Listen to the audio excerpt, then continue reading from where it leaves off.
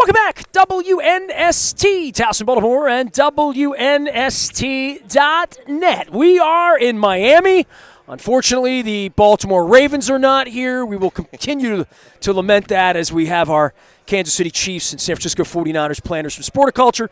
All of it brought to you by our friends at Raskin Global as well as our friends at Liberty Pure. We're drinking clean, safe water down here. And tell you what, after the impact, the folks are here, and I've had Eric Hipple on the program before.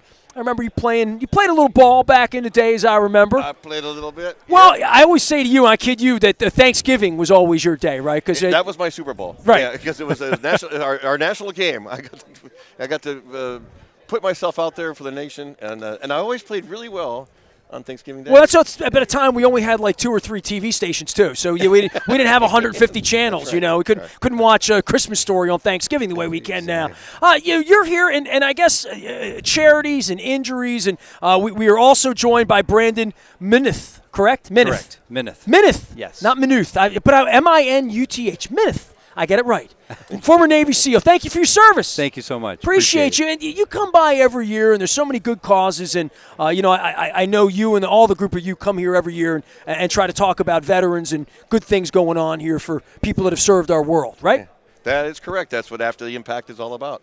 After the Impact was put together in response to some of the things that we were seeing from players, which was after they get done playing, so that's transitional stuff and mental health issues they might have been running into. Some of it might be some of the hidden injuries they might have had, so it could be, some of the brain injury might have been affecting the way that they behaved afterwards.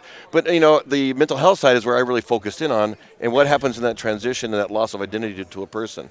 And through that work, basically, I was able to look at some of what's going on with the veterans and stuff, and we started pairing players up with veterans that were going through treatment together. And the response was really, really cool. For one thing, I found out we've got a lot more in common, than I thought we did, because I look at the military. Oh man, if I wasn't a player, would I be this? Especially when somebody at the Apex, a Navy SEAL, man, what would that be like, right?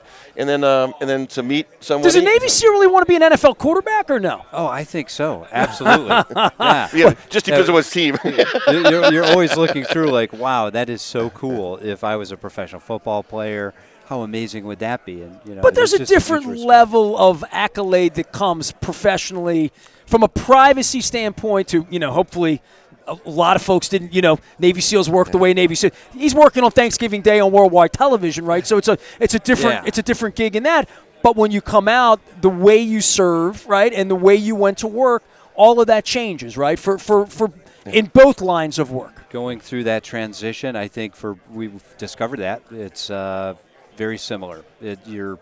When you're active duty and you're in the military, at least in special operations, you've got a force multiplier with your team. And when you turn in your gear and all your high-speed equipment and step across that quarterdeck and become a civilian, your life has just changed forever. So that transition was hard for me, and thank goodness for After the Impact, the intensive wellness program. And well, talk about both of where were both of you in your lives. Eric, first your story. I mean, you're obviously a little bit more out in front of this, over the years as a member of the Detroit Lions. Well, one of the things that really I caught on to was this whole thing, support system. I started playing, football when I was like 9 years old, right? I was 32 years old when I got cut. And so between that time, that identity and who you are, being a football player and putting a uniform on every fall really kind of sinks into you. And all of a sudden the day comes and you're not that anymore. And it's kind of what are you, right? Yeah, exactly. But not only that, the team aspect, of going to the locker room and having guys that are like you and cut up and everything else, you got that whole synergy of being a part of a team and mission-oriented and stuff like that, right? And there is hierarchy, man. Everything is completely structured for you. I mean, you're talking about these guys who come to the Super Bowl, the active players who come to the Super Bowl, they're going to have every minute of every day for the next, like the military. Exactly. Yes. And that's where I was going with. Thank you. Good bridge. Thank you. That's where I was headed. So anyway, it's the same stuff. Right. Well, for you after you played, give me a little snapshot of where you were then to now, because it's been a minute or two since you played. Yeah. Well, when I was cut, I was kind of in shock. It's like, man, didn't expect this mid-season. What do you do now? They always tell you not for long, and then right. Yeah, that's what NFL stands for. Right? It happens to everybody except Brady. It hadn't happened to him I know it. Yeah. I don't think he's going to let it happen to him. I think he'll be there forever. Anyway. So anyway, so that piece is kind of like, what do you do now? And I didn't know, and so I kind of searched around a little bit. I took a trip for like about a month and a half, drove around the country. I don't know what to do next, trying to visit people and stuff. I finally got into business.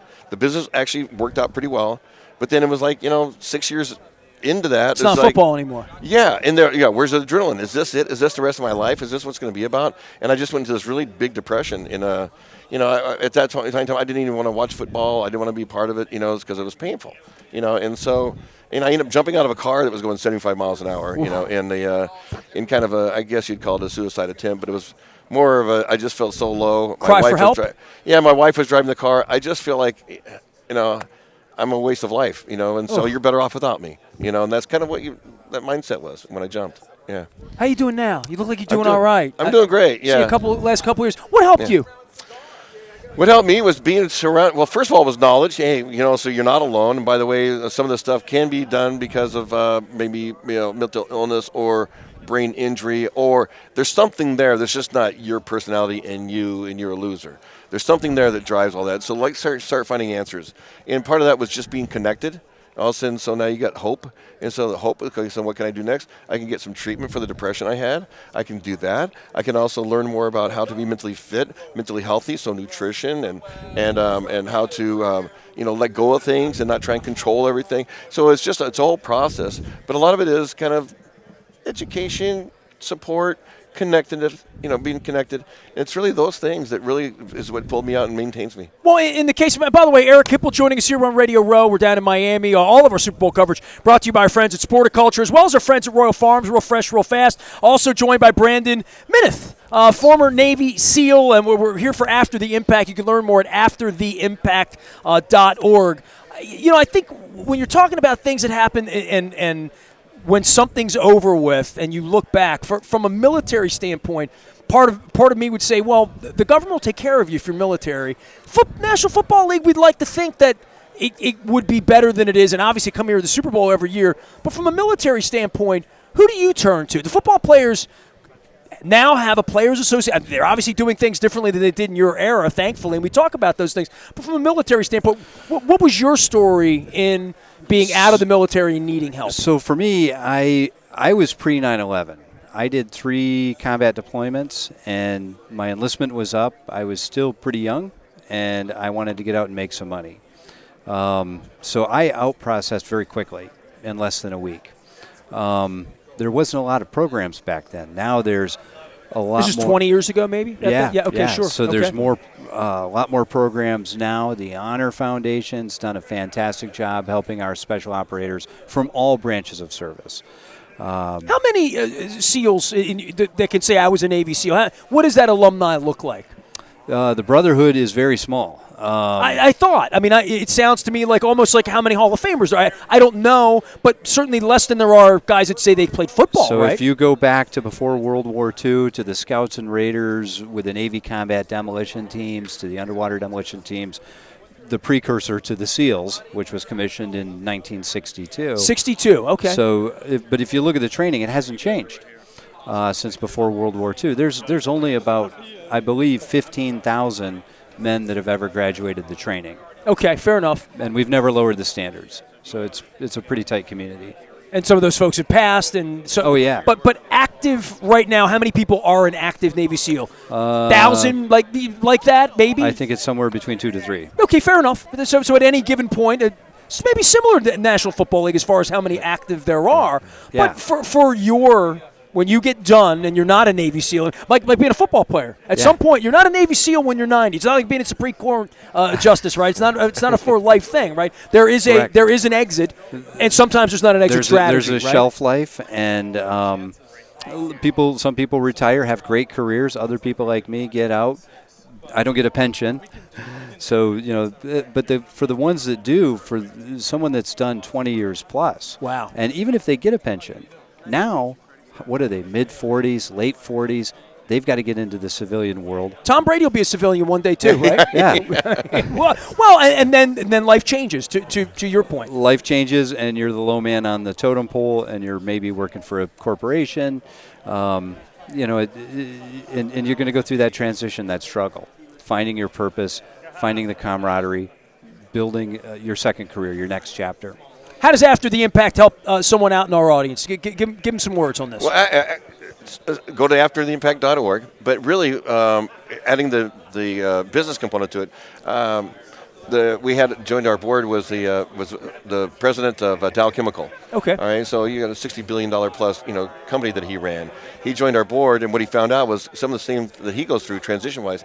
And in business, it's like $1 trillion is the loss due to mental health issues and stuff within businesses. And so we're not just talking about the apex now. We're talking about what we found out. Anyone can get help. Anyone can get Sure. But not only that, but anyone can come forward and talk and understand that, man, if it's happening to this and I'm going through this, then I can talk too. I can reach out and say, hey, I need a little bit of help. Or I can reach out and help somebody because I realize they might be going through something. And transitions doesn't have to be something really big, or trauma doesn't have to be something. It can be a divorce. It can be an injury. It can be a surgery. It can be for a child, a loss of a parent. All these things have transitional things to them. And so we're just here trying to say, listen, hey, you're human. These things can happen. So reach out and get some information. Here to talk about mental health, and Eric Hipple joining us here, as well as Brandon Minith, former Navy SEAL and former Detroit Lions quarterback. Good seeing you every year, man. You look like you're doing all right here. I am. I really appreciate you. Keeping up good causes. Thank you for your service. Appreciate you. Yep, appreciate it. Luke and I are going to be on Radio Row all week. We are in Miami Beach, and, it's sounds like Will Smith and a good song, and we're going to be up all night and all that. But the truth is, a lot of conversation down here. All of it brought to you by our friends at Sporticulture, providing our Chiefs and our 49er helmet. And if the Super Bowl 54 banner falls, it'll kill Luke more than the loss to the Titans did 2 weeks ago. We are WNST.net, AM 1570, WNST Towson, Baltimore, and we never stop talking Baltimore sports.